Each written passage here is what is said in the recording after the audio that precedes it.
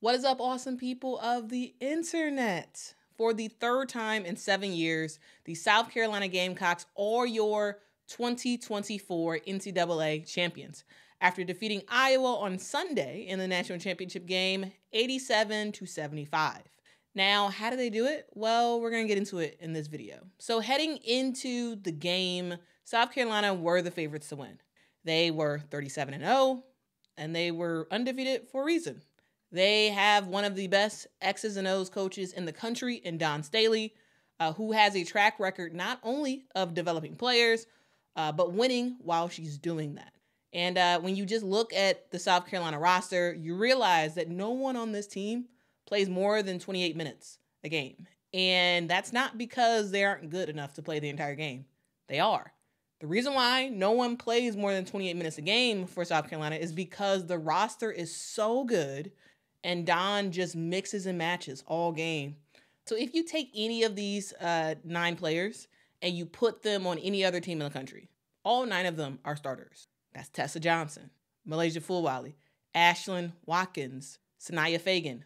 All 4 of those bench players that play a good amount of minutes for South Carolina, all 4 of them would start anywhere else in the country. And each one of them have accepted a role for the team. And they've accepted the role over some of their personal ambitions. And when I say unselfish play, it is very, very unselfish. When you look at South Carolina play basketball, there's unselfish play plus immense talent. And for South Carolina this year, that equaled an undefeated team. And so that was what South Carolina came into the championship game with. But not only did they do that, but they also had another thing on their mind: revenge. Last season, during the tournament, South Carolina's Raven Johnson was waved off in the Final Four, loss to Iowa. So this, for Raven, was personal.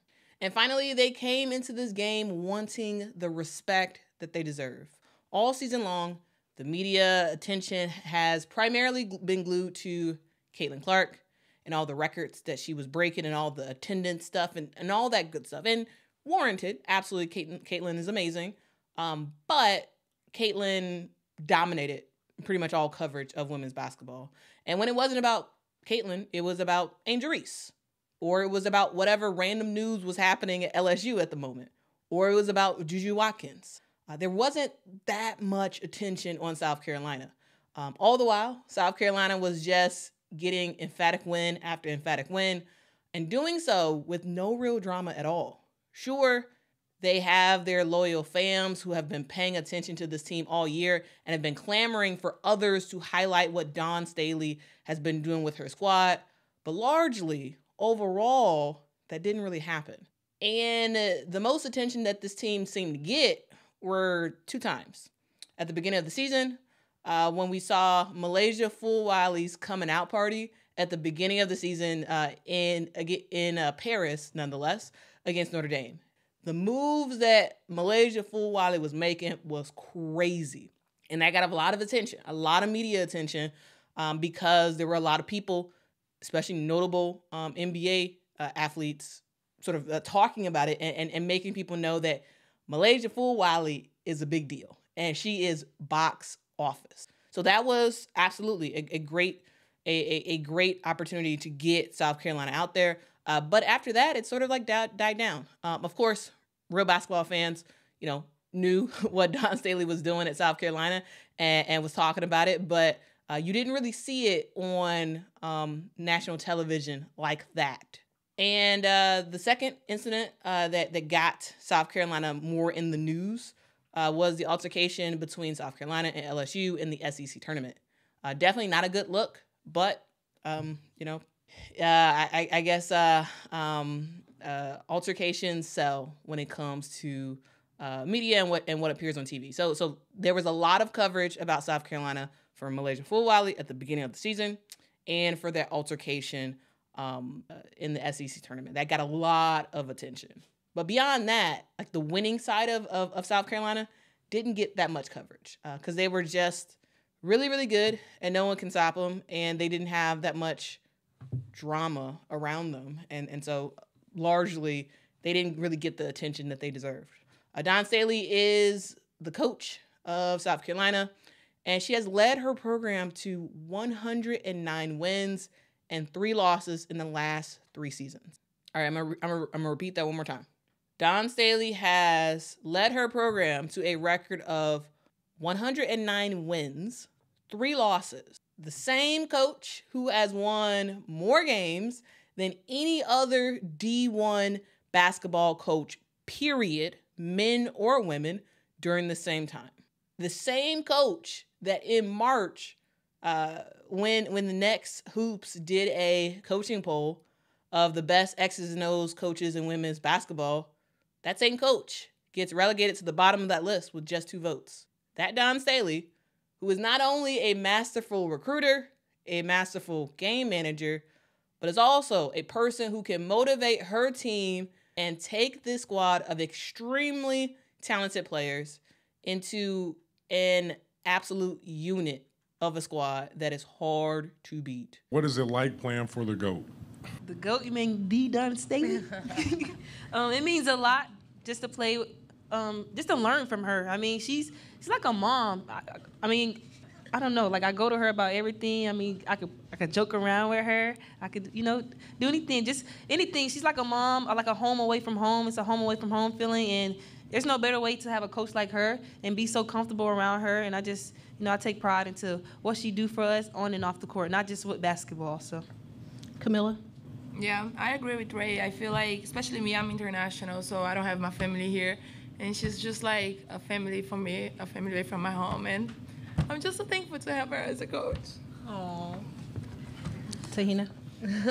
Man, she's so important to have in people's lives, man.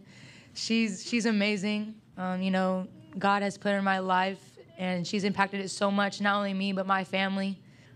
She changes lives for the better. I wish you guys could experience that and just how much she's helped me as a player and as a woman. And she's just amazing, man. It's a blessing, and just playing for her, it's so much fun, and people just love playing for her. And, people would run through brick walls for her. And to be able to have a coach like that, it's unmatched, and we're all just really blessed to have someone like her in our corner, and she just impacted our lives for the better. The same coach that will take her starters out, put in the bench players, draw up some plays, and get on a fast run. That coach, that same coach, does not get the respect that her fellow coaches get. Even with all the wins, again, 109 wins in 3 years, even with all of that, she doesn't really get the respect. So yes, this game was about respect as well. And basically forcing the sports media industry to recognize the dynasty that Dawn has at South Carolina. 7 seasons, 3 championships. That's UConn dynasty type of numbers. The 10th undefeated team in the history of the game. You're the 5th coach to win 3 titles or more. You've won 2 out of the last 3. What does it mean for this program for you to have done all you guys have accomplished this year with a perfect team and the last couple of years with the dynasty you've built in South Carolina? Well, it means that we have quietly have done things, in my opinion, the right way. We find the right pieces to help us. We really do things the right way. We're very disciplined in how we approach basketball. I am one that I'm forever indebted to basketball, so I'm always going to take care of it. I'm always going to make sure that our players are respectful. I'm always going to make sure that they know the history of our game. I want to make sure they are always respectful to our opponents.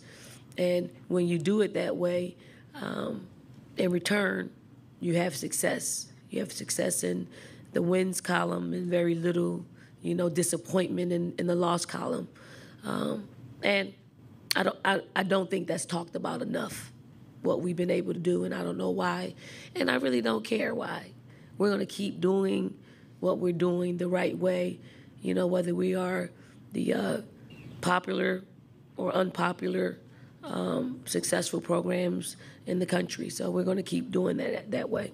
Those are just a few of the many backdrops that was sort of in the heads of basketball fans before this game started.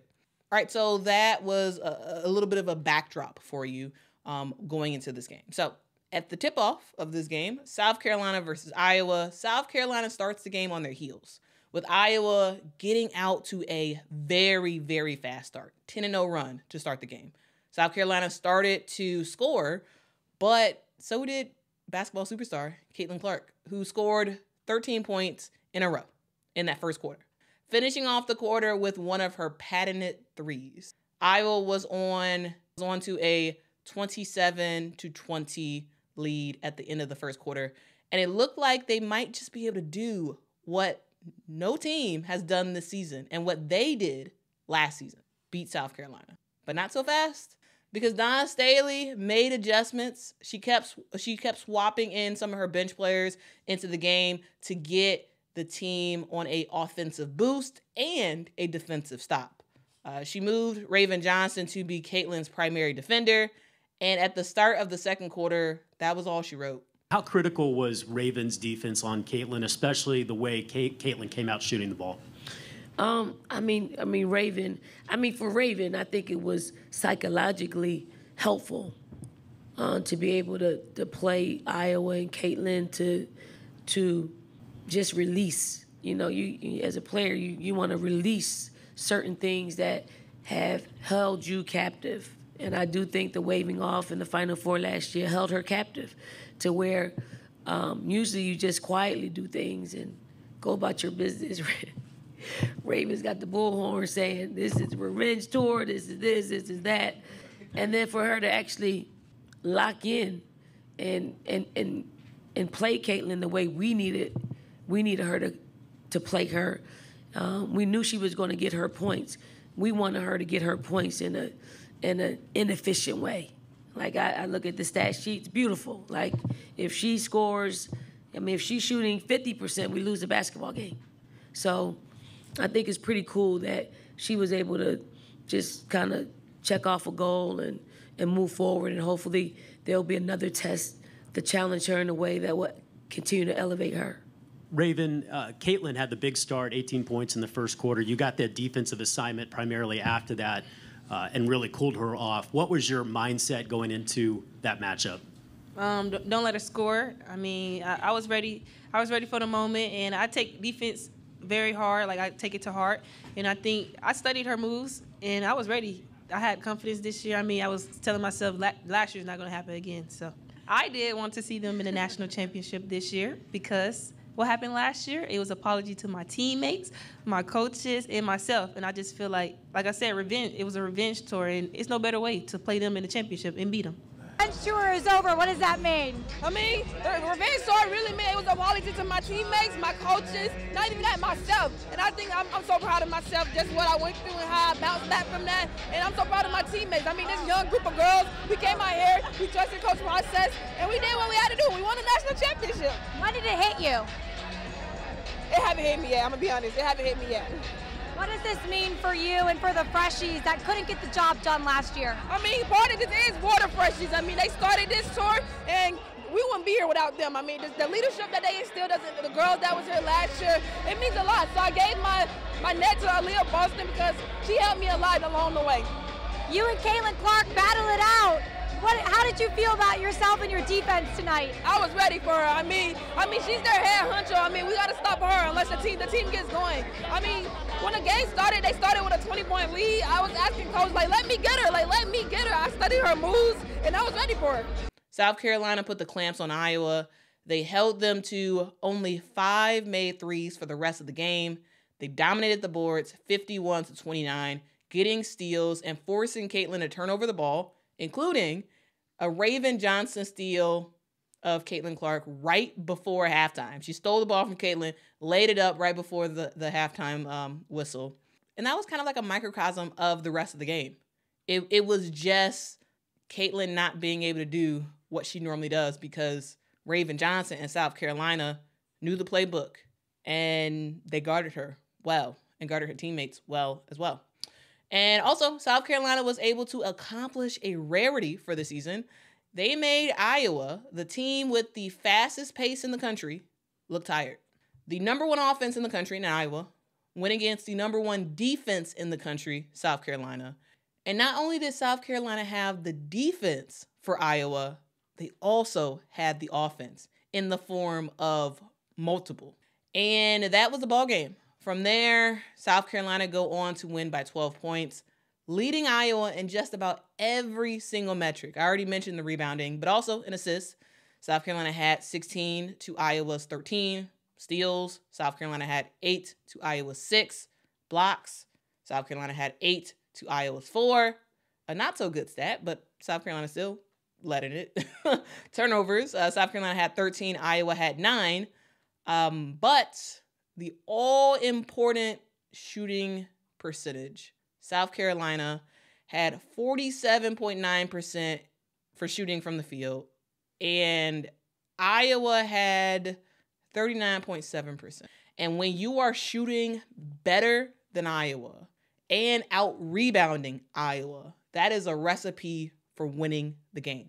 And actually, before I forget, one other thing that South Carolina led Iowa with was bench points. Iowa basically played a two bench players the entire game, though for the last couple of seconds, they brought in the remainder of their bench players to see the court, including Molly Davis. But they had two bench players who played, basically. And the bench players played a total of 18 minutes combined, and they had 0 points. And for South Carolina, they had Ashlyn Watkins, who had 3. Sanaya Fagan had 6. Malaysia Fulwiley had 9. Tessa Johnson led all of South Carolina from the bench with 19 points. I'm gonna give Tessa Johnson her flowers. I mean, I think when you talk about freshmen, I think her name should come up. It's just the stuff that she does. She's always ready for the moments when her number's called. She's always ready. I mean, I think every shot she put up, it goes in. I mean, just what Tessa does. And on the defensive end, she take pride on defense. And if you talk to her, she's like a sponge. Like, she gets in the gym, she works on her shot every day, and she wants to learn and she wants to grow. So when you talk about freshmen, Tessa Johnson's name should definitely be in the conversation. Man, Tessa was due for a breakout game and what to do better on the national stage. She's trusted her process here. She's trusted her journey. And for her to do that on such a big stage, I'm so proud of her. Her confidence has grown so much, and I'm just really excited for her future. She's going to be a great Gamecock, and she got a bright future ahead of her. But she just got to keep trusting the process and being who she is, and she's just an amazing little girl. Yeah, I agree with Paul. I'm just so proud of Tessa. She's been working so hard since the beginning of the season, and I'm just so happy for her because she went out there and she did her big one, and I know this is going to boost her confidence a lot. And she's just doing a great job, and she always works really hard for moments like this, and I'm just so proud of her. So in all, South Carolina's bench had 37 points in this game. Iowa had 0. They're our difference maker this whole season, man. We've depended on them so much. They're a depth. And they've done so much for this team, and a lot of people sleep on them, but they could start on any team in this country. But they decided to sacrifice that and play for this team and win a national championship, which we did today. So big shout out to them. They did their big thing today on such a big stage. I'm really proud of them, and their confidence has grown so much throughout the season. And I'm just really proud of them for performing how they did today and helped us get this dub. And not only did the bench players do their thing for South Carolina, but the starters scored a lot as well. You had Chloe Kitts, who got her groove back in this game with a total of 11 points and 10 rebounds, including some crucial mid-range jumpers. We saw Camila Cardoso add in 15 points for her squad, also grabbing 17 rebounds, including 7 offensive rebounds and 3 blocks. You have been dominant throughout the NCAA tournament, and I wondered, how did you shift your mindset, if you did, and then what was it like to just play so well in the 2 biggest games of the season over the weekend? It was amazing. I feel like I just wanted to get out there in this tournament and just play really well for my teammates, for my coaches, and to win the championship. So I think that's what I did. We had Bree Hall scoring 7 points as well in this game, and we had Raven Johnson. Yes, offensively in terms of points, she didn't have the best of games. She only had 3 points in this game. However, she did do a great job on defense, getting 4 steals in this game. And Tahina Pow, the sharpshooter three-point assassin, had 14 points in this game, including going 3 of 4 from the three-point line. So yes, it wasn't only South Carolina's bench. They were The bench was the ones who sort of gave South Carolina the spark, but also their starters did their thing as well. All right, so once again, South Carolina wins this one 87-75.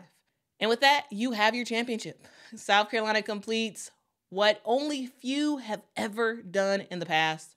They have the perfect season.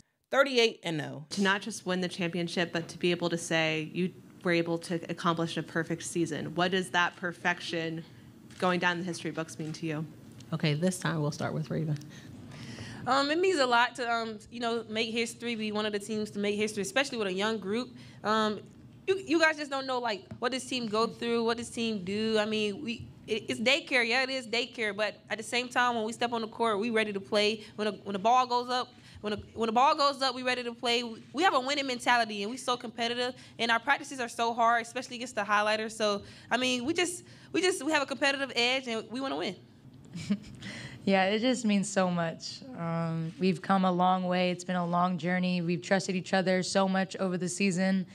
We have so much confidence with each other, so much love. We're going to sound like a broken record, but it's love throughout this whole program, throughout this whole team. And we just genuinely love to be with each other. We genuinely want to see everyone succeed. And it's just been a great journey. And to cap it off like a perfect season is just a blessing. And all glory to God for that. What's it like seeing, the way you built this team, this roster, panning out in the way that you hoped and having the success in that way? I mean, it's, to have a roster that goes 9-10 deep it's a privilege. It really is. But it has to be developed slowly and the right way. Like, there's a lot of trust that has to be built because there's some games that some of them won't play a whole lot, especially the people that's coming off the bench. Chloe Kitts went up and down and, all around. And then finally she settled in today to have a really good game. But she had to come off the bench at times because of not what she wasn't doing, but was more about what somebody was doing and doing well. And that could shake your confidence. But at the same time, you have to let her know the way you build trust in our coaching staff. It's the same way your competitor is building trust. I think Malaysia Fuwali has been very patient with us to be able to have a household name coming off the bench, playing maybe probably less than 20 minutes a game, where she could have gone anywhere else in the country. And they've given her the ball time and time again. But winning the national championship will allow us and that relationship to continue to grow. Because I know she really wanted this. And I would imagine that come as early as next year, she's going to want to be a starter. She's going to want to be play more minutes. She's going to want a lot of different things because she got the big one. So now she'll maybe want to concentrate on some individual awards. And I appreciate her sacrifice. So it's everybody. It's Sanaya Fagan, who, she's a junior, and she's probably started less than 10 times. But she came up crucial this game, like really. And I know she's probably wanted to play a lot more throughout the season. But I hold her to her standard. I hold her to her personal and individual standard to sometimes that equates to 6 minutes or 5 minutes or less. And it doesn't feel good, but in order for us to do what we do today means she's got to meet her standard. And we don't sacrifice that. So it's built through trusting the process. It's built through like really high level communication. Some that they may not like all the time, but it's truth.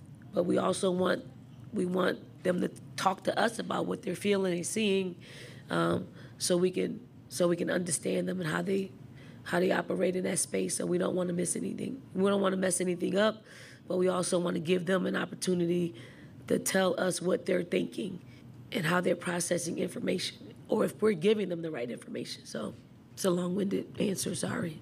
And with that, largely, the entire team is returning, with the exception of Camila Cardoso, who is entering the WNBA draft. And they also do have some key players joining the squad next year, a healthy Adele Tack and Joyce Edwards. And also with so many people coming back, minus Camilla, how good this team could be, not only now, but for the next couple of years. I mean, this team's we're gonna be good. I mean, Coach Staley. I mean, we have the best coach, in the country, in the nation, in the whole wide world. I mean, it's no telling what she's gonna add to the pieces that's already here. So I just say, be on the lookout. The odds are very, very high that we will see South Carolina in a championship game next year. All right, guys, that has been the video for today. This has been me, Quita, talking about South Carolina winning their 3rd championship. A huge, huge, huge thank you to the folks on Patreon for their financial support of this channel. So thank you to Michael. Thank you to Moni. Thank you to Ghost of Rex. Thank you to Caitlin. Thank you to that dude right there. Thank you to Holly. Thank you to Happy Hoosier. Thank you to Rachel. Thank you to JB. Thank you to David. Thank you, Michelle. Thank you, Trisha. Thank you, Adrian. Thank you, Montreal. Thank you to the W Hoop Club. Thank you to Chance. Thank you, Anthony. Thank you, Nolan. Thank you, Charles 19. Thank you, Didi in Tennessee. Thank you, Kyra. Thank you, LK. Thank you, Annette. And thank you to Frank. Thank you all so, so much for donating to this channel on a monthly basis. If you all want to join the folks on Patreon to financially support this channel, you can do so by going to patreon.com/QuitaLoveSports. All right, we are basically done with this video, so I do appreciate y'all so much for rocking with me. Stay tuned for lots more NCAA coverage. We will be having videos come out recapping the season for different teams and also different players. And also, we're going to be giving some predictions going into next season, what's going to happen in the transfer portal. And also, we're going to talk about what some of these new hires in terms of coaches, what they're going to do next season as well. So lots more NCAA women's basketball coverage to come on this channel. Even though the season's over, there is still more news to talk about. And also, guys, the WNBA draft is next week, so you will see lots of coverage on that as well. This channel will largely go into a highly WNBA focused in terms of videos and whatnot, but you also can expect at least 1 to 2 college related videos each week on this channel. So hopefully that will be of interest to you if you are not interested in the WNBA. Guys, that has been the video. I thank you all so, so much for watching. Please hit that like and subscribe button. And until next time, guys, bye.